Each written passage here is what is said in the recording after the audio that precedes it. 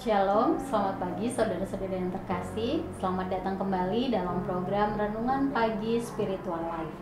Perenungan kita pada pagi ini akan terambil dari Lukas pasal 19 ayat 1-10 dengan judul perikop Zakeus. Demikian firman Tuhan. Yesus masuk ke kota Yeriko dan berjalan terus melintasi kota itu. Di situ ada seorang bernama Zakeus, kepala pemungut cukai, dan ia seorang yang kaya.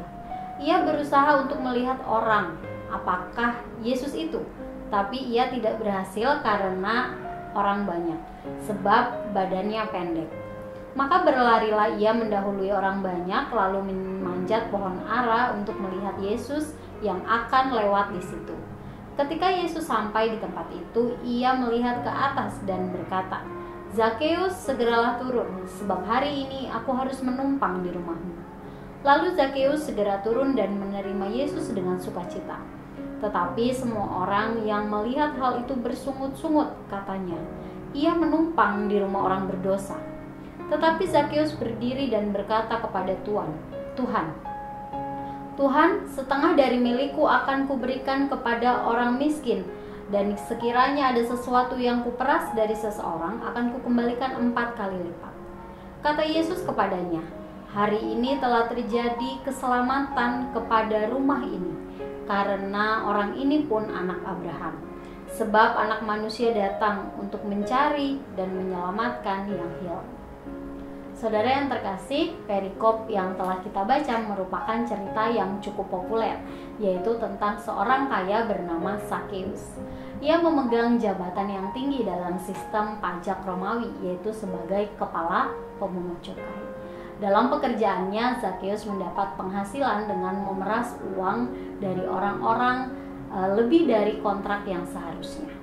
Nah, kemudian suatu saat ketika Yesus melewati kota tempat ia tinggal, ia berinisiatif untuk memanggil orang berdosa tersebut, yaitu Zakeus, untuk menyadari keberdosaannya dan kemudian bertobat. Respon Zakeus terhadap panggilan Yesus ini menunjukkan arti dari pertobatan yang sejati. Mengapa?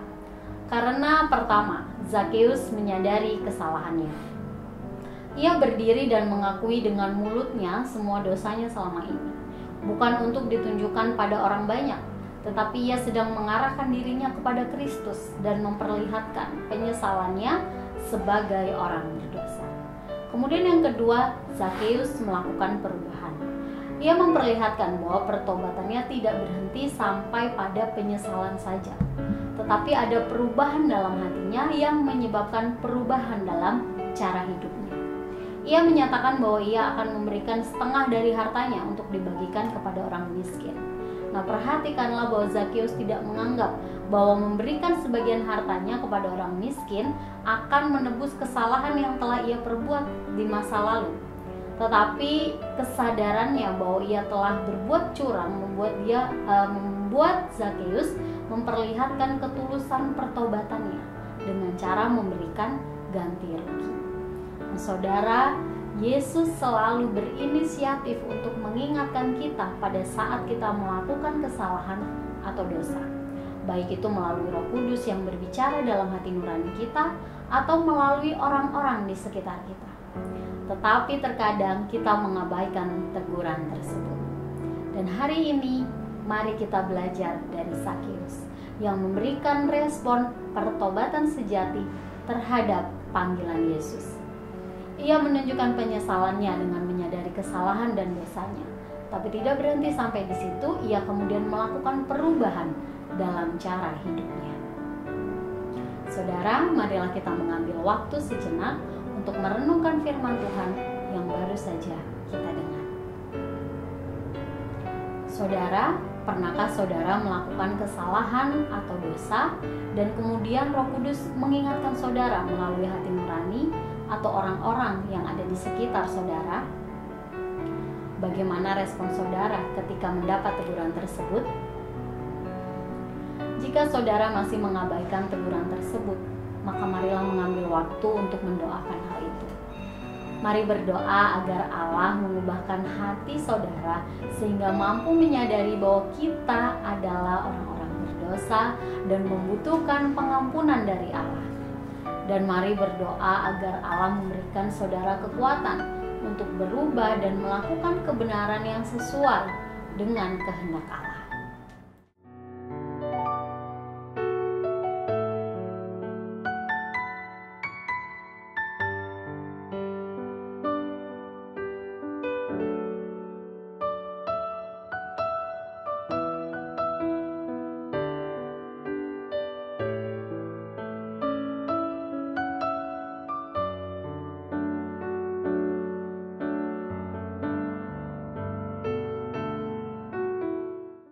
Demikian renungan kita, mari kita berdoa. Tuhan Yesus, kami mengucap syukur untuk penyertaan, kasih, dan perlindungan Tuhan dalam kehidupan kami.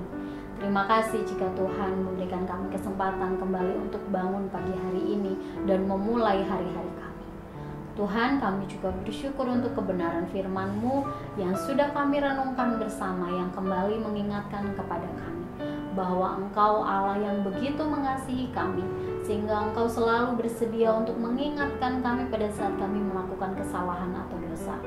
Ya Tuhan, ampuni kami bila selama ini kami sering mengabaikan teguran-teguran tersebut.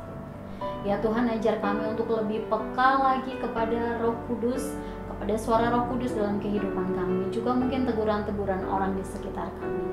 Lembutkan hati kami Tuhan, sehingga kami mampu mengoreksi kehidupan kami setiap hari, apakah kami sudah sesuai dengan kehendak Tuhan atau belum.